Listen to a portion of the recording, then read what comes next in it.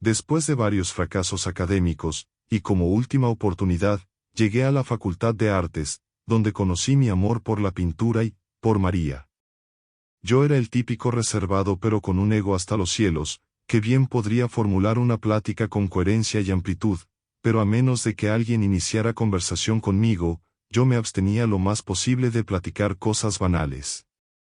María era todo lo contrario, una persona muy carismática a mi punto de vista, que caía bien a profesores y alumnos por igual, con sus respectivas excepciones. Ella nunca se quedaba callada y para variar tenía una risa que se escuchaba en todo el plantel. Por casualidad la conocí en mi primer día de clases.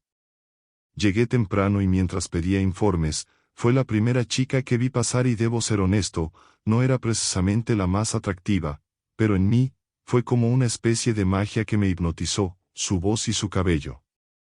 No la dejé de ver mientras escuchaba que también pedía informes. En mis adentros pensé que entre tanta gente, qué ridículo sería que le tocara en mi misma clase y si así fuera, que se fijara en un introvertido como yo que por supuesto no haría mucho por tratar de impresionarla. Así que me quité la nube de los ojos como muchas tantas veces y continué mi camino. Llegué al salón que me correspondía y aún con algo de esperanza volteé por todos lados para ver si la veía o al menos algún rostro conocido. Pero nada. Tomé mi lugar y ya con la cabeza más despejada comencé a revisar Facebook en el celular olvidándome de aquel momento y queriendo distraerme de esa sensación de estar en un lugar desconocido. Para evitar que alguien me hablara, me puse audífonos, por supuesto. De pronto, con la mirada hacia abajo en mi silla, pasando de un video a otro en el celular, veo un pantalón blanco sentarse frente a mí. Escucho una voz muy aguda preguntarme algo. Volteo y era ella que había entrado recién al aula. Me preguntó si era la correcta, pues se había metido en la incorrecta y no quería volver a equivocarse. Luego comenzó a bromear sobre ello y yo aún sin poder creer en aquella extraña coincidencia, asentí con la cabeza e intenté forzosamente buscar algún chiste, o algo gracioso que decir, aunque sin éxito pues ella continuó y lo único que pude hacer, fue relajarme y seguir la conversación. Así, fue el inicio de una amistad que duraría mucho tiempo. A partir de ahí fuimos inseparables, ella ordenaba, yo me quejaba y luego obedecía. Así me ayudó con cada una de mis materias, logrando ella ser el primer lugar de la clase y yo el segundo. Luego de algunos meses de amistad, comenzaron los contactos excesivos y forzados entre los dos, señales de esa tensión amorosa que suele ocurrir en algunas amistades, que no debieron ser amistades. Ella propuso la primera salida a beber, yo encantado, pues con tanto estudio tenía que distraerme. Llegó el fin de semana y aunque invitamos a muchos compañeros, nadie fue, solo nosotros dos. Entre las bebidas y los chistes, esa noche hubo muchos coqueteos entre ambos, pusieron música para bailar, y decidimos animarnos. Ya con las copas y al calor de la noche, surgió el primer beso. Luego otro y una cosa llevó a la otra a través de la noche, y pasó lo que estaba naturalmente destinado a pasar. A partir de ahí no dejamos de mensajearnos, durante todo el fin de semana hasta que llegó el momento de vernos nuevamente, el lunes. Llegó el día y continuamos nuestra relación amistosa como de costumbre pero ahora con más contacto físico, más miradas, y de vez en cuando nos agarrábamos de la mano, así hasta el siguiente fin de semana, en el que volvimos a salir y le propuse que fuéramos novios, a lo cual ella me dijo que lo pensaría, pues acababa de salir de una relación. Pero al día siguiente, para mi sorpresa, recibí una llamada suya en la cual me decía que aceptaba ser mi novia. Todo fluyó bien durante un tiempo. Llegó un momento de tensión, pues ella era una persona muy ambiciosa, aunque hasta ese momento no sabía cuánto. Pues siempre me repetía que ella quería ser rica, que iba a emprender muchos proyectos y que lo lograría, cueste lo que cueste. Yo, para ser honesto, lo atribuí a su personalidad y nunca le tomé tanta importancia. Un día llegó con una cara seria pero, con mirada decidida y me dijo que, ya sabía lo que tenía que hacer. Yo no entendí de qué hablaba así que le pregunté, ¿a qué se refería? Me respondió que ya sabía cómo lograría hacerse rica. Me platicó que el día anterior había conocido a una persona, que vivía cerca de su casa y que se dedicaba a la brujería.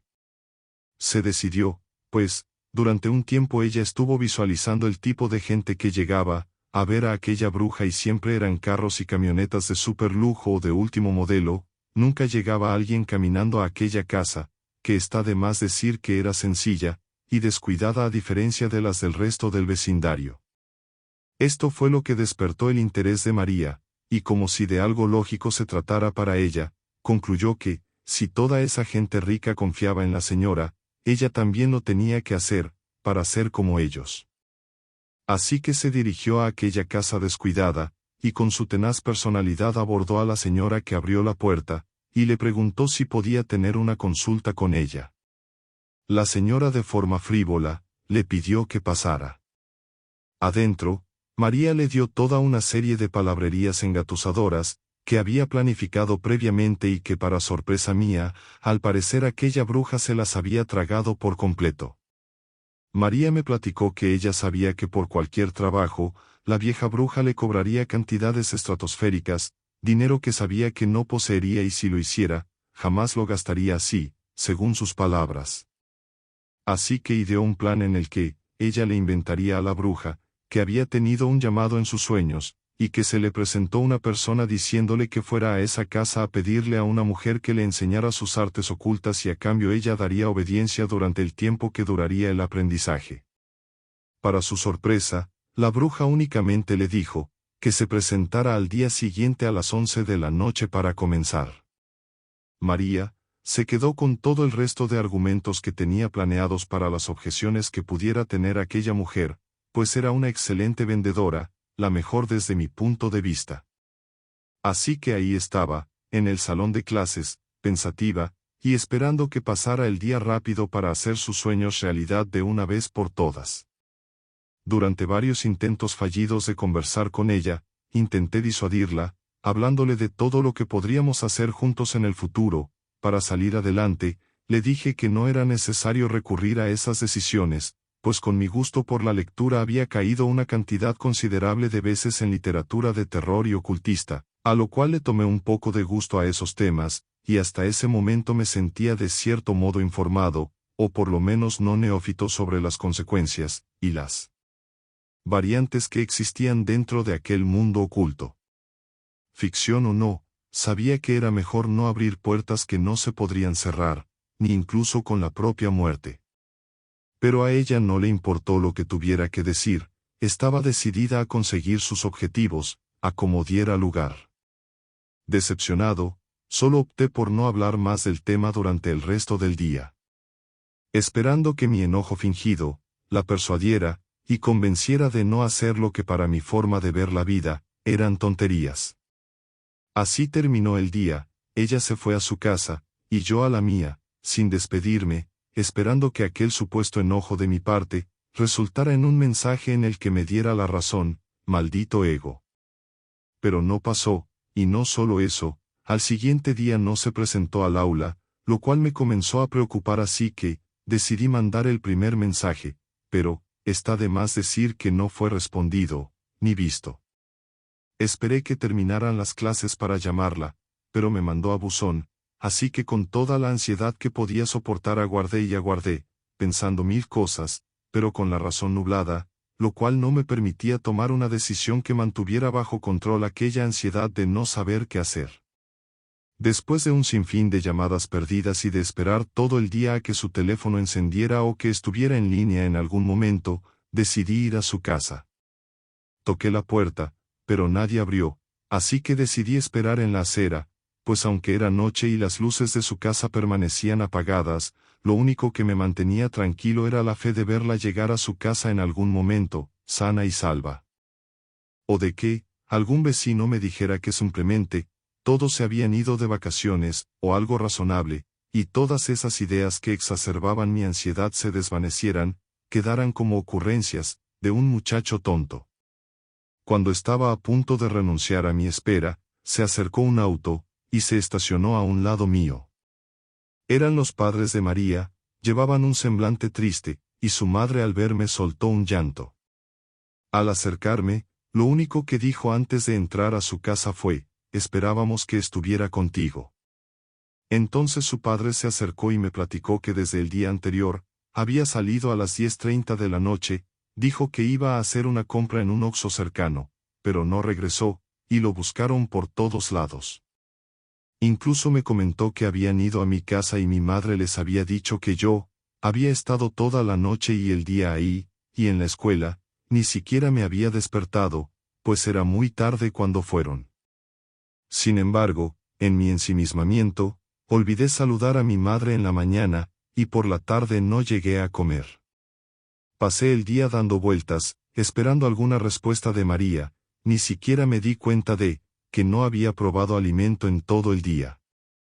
El padre de María añadió, fuimos a la estación de policía, para hacer el reporte directamente, de ahí venimos ahorita, pues, cuando llamamos al 911, lo primero que me preguntaron fue si tenía novio, y aunque le dijimos que no estaba contigo, me recalcaron que tenía que estarlo, y si no aparecía en 48 horas, pusiéramos el reporte.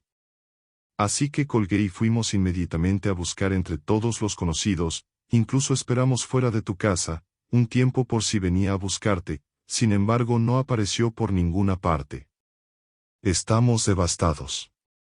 Yo desconcertado, y con todas mis esperanzas derrumbadas, le dije con la poca voz que me salió, ¿puedo ayudarles a buscarla? El señor solo me respondió, ve a tu casa muchacho, ya es tarde. Te dejo el número de teléfono de la casa, por si sabes algo. Entonces, caminé hacia mi casa sumido en mis pensamientos, dándole vueltas al asunto, y tratando de entender dónde podría estar María. Recordaba que nunca le había contado a sus padres sobre sus ideas de visitar a una bruja, pero, también me di cuenta de que nunca le había preguntado a María la dirección exacta de la casa de esa señora. Mientras decidía si debía regresar y compartir ese detalle, que podría ser importante para la investigación, y que quizás solo yo sabía, debido a mi cercanía con María, me percaté de que ella no tenía amigas, que pudieran saber más al respecto, quizás debido a su personalidad, tan directa y extrovertida, y que tanto me atraía. Cuando intenté regresar a la casa de los padres de María, me aventuré por calles desconocidas, en busca de alguna casa, que se ajustara a la vaga descripción que María me había dado cuando hablamos del tema. De repente, escuché una voz ronca exigiéndome la cartera y el celular. Volteé, pensando que era algún conocido bromeando, ya que nunca había sido asaltado antes. Sin embargo, me encontré con un joven con tatuajes en la cara, una camiseta blanca, de tirantes y una mirada amenazante. En sus manos sostenía un arma artesanal hecha de tubos, y otros materiales de hierro, soldados rústicamente entre sí. Sin previo aviso, otro individuo se abalanzó sobre mí, desde algún lugar que no había visto, y aunque traté de apartarlo, sentí como mis fuerzas se esfumaban. Cuando finalmente caí al suelo, creí haber aterrizado en un charco de agua, pero, al tocar mi espalda y ver el líquido color carmín en mi mano, me di cuenta de que no era agua, sino mi propia sangre. Miré las manos del agresor, y vi que tenía un picahielos manchado con mi sangre. Apenas oí que el joven con el arma me ordenó entregarles todo lo que tuviera en los bolsillos. Luché con todas mis fuerzas para ponerme de pie, pero la oscuridad me envolvió, y perdí el conocimiento. Más tarde, supe que habían cortado una arteria importante, y había perdido mucha sangre rápidamente. Por suerte, los padres de María, quienes retomaron la búsqueda de su hija, en ese momento, me encontraron tirado y sin conocimiento. Llamaron a una ambulancia, pero al parecer no iba a llegar a tiempo, así que decidieron llevarme en su auto, al hospital. A pesar de su desesperación y las circunstancias, hicieron todo lo posible por salvarme.